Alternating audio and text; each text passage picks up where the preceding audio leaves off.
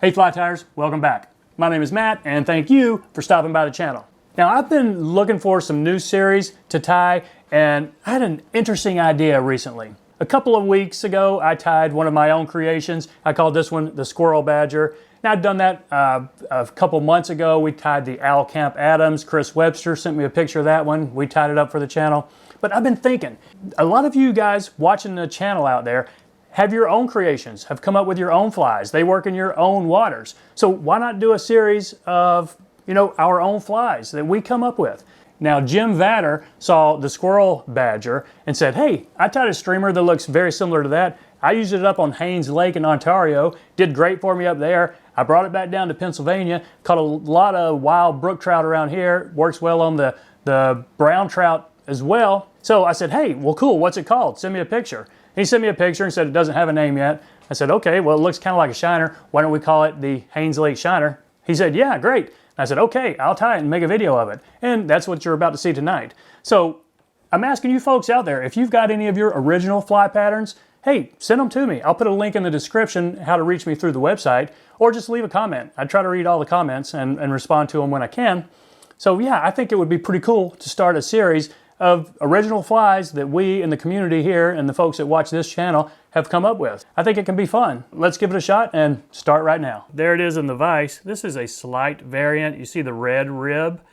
I'm going to be tying this one right now with the original, a gold rib to match the underbody or the tinsel. So this is a size 6, 3X long streamer hook, down eye. I'm using 210 denier thread. Take it all the way back to the bend.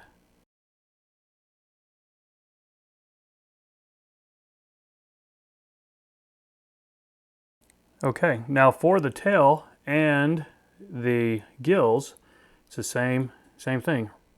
Red synthetic yarn. So you can leave this long at first in the back. Just take a couple of wraps to secure it. Okay, and now we will take it up front and then a little bit longer right there just to get it out of our way. That front is going to fold back for the gills. So now this is the part that takes the most time. Just try to wrap this up and keep your body smooth, and if you can, keep the thread on top of the yarn. Keep the yarn on top of the hook. You might have to adjust it a few times on your way up.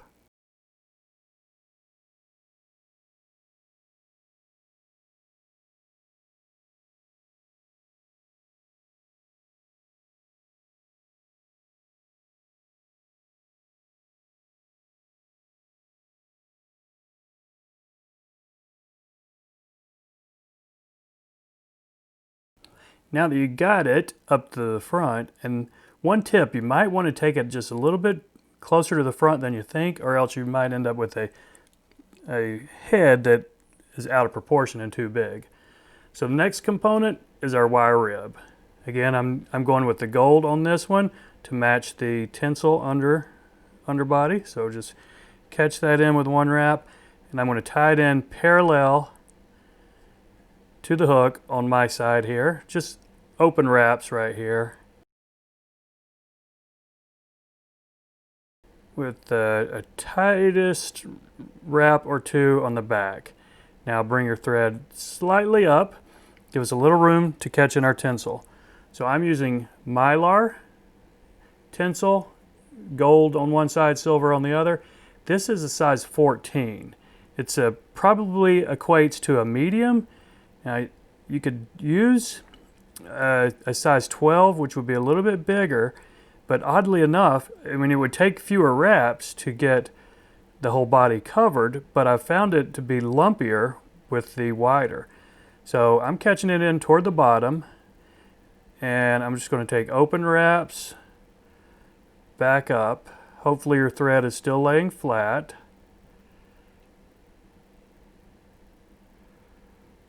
So that is a fairly flat body. You can see that rib right there. But we'll see how this wraps. So I'm going to go over and under with the tinsel. just slightly each wrap overlapping the previous one, and with the goal here to keep it flat and to not have any black showing underneath. Can't always make that happen, but that's my goal.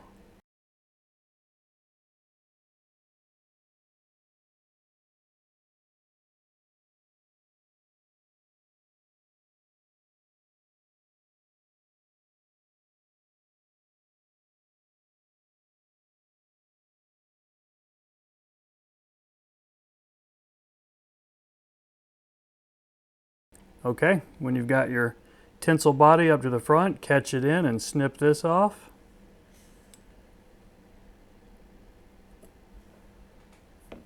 See, it's not perfect there. You can see a little bit of black through it, and you can see a little bit of a bump there, but oh well, we do what we can. So I'm going to take this first wrap in the back all the way around, and now I will start open spiral wraps all the way up front.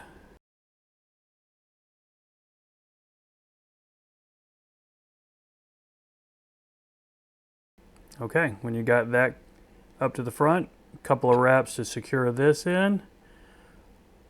Pull your thread tight, put some tension on your hook, and spin this off. Okay, if you've got a little point, take a couple of wraps right there to just hide that. Okay, now for the tail, if you've got a toothbrush or a dubbing brush like this, or even your bodkin, what I will do is just put my finger under there and brush this out.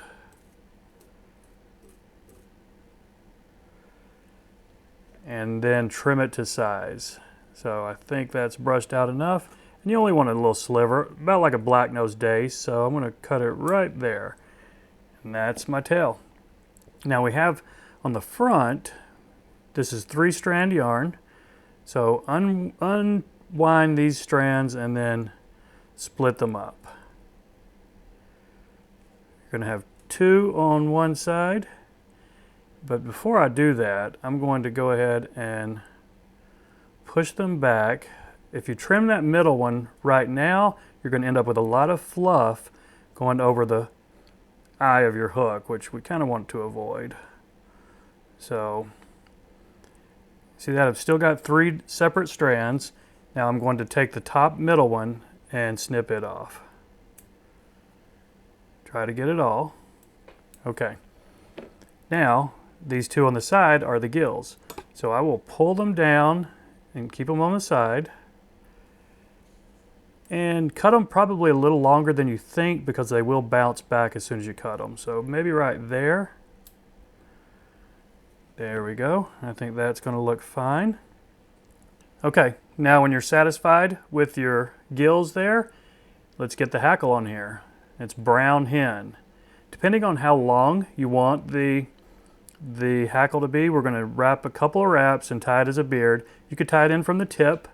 That would give you a pretty short hackle, but I'm going to tie it in from the longer side, because this is a 3x long streamer hook, and I want this hackle to be kind of long.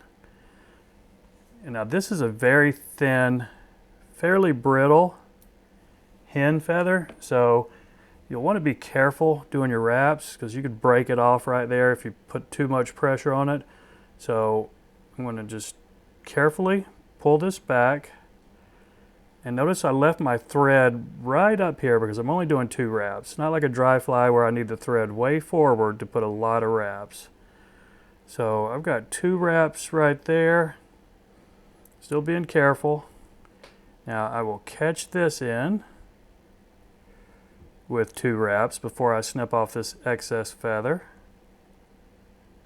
Okay.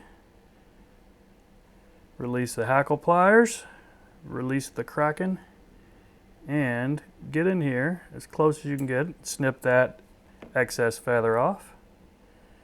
Now's the time we want to, well, let's go ahead and make sure we're secure. So I'm going to put one more pretty tight wrap, make sure I'm getting that stem in there. Now, try to push these to the side and down.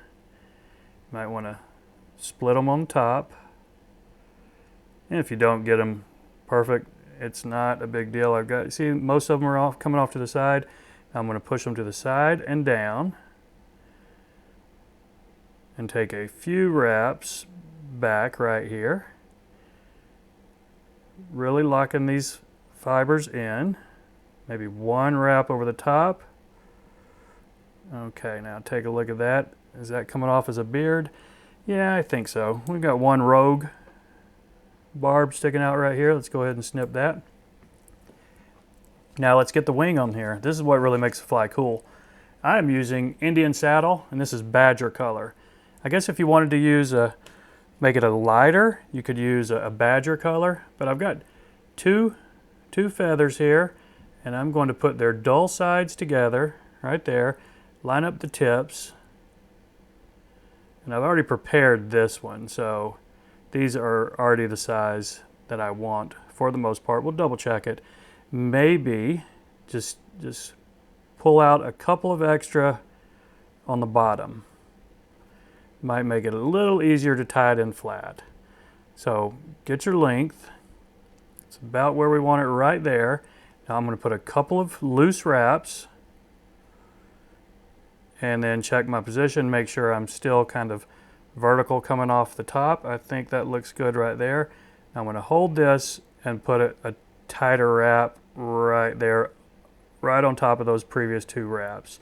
So those are some tight wraps, and now that feather, if I'm lucky, it hasn't spun around on me, and it did not, so we're good. Let's go ahead and snip this off,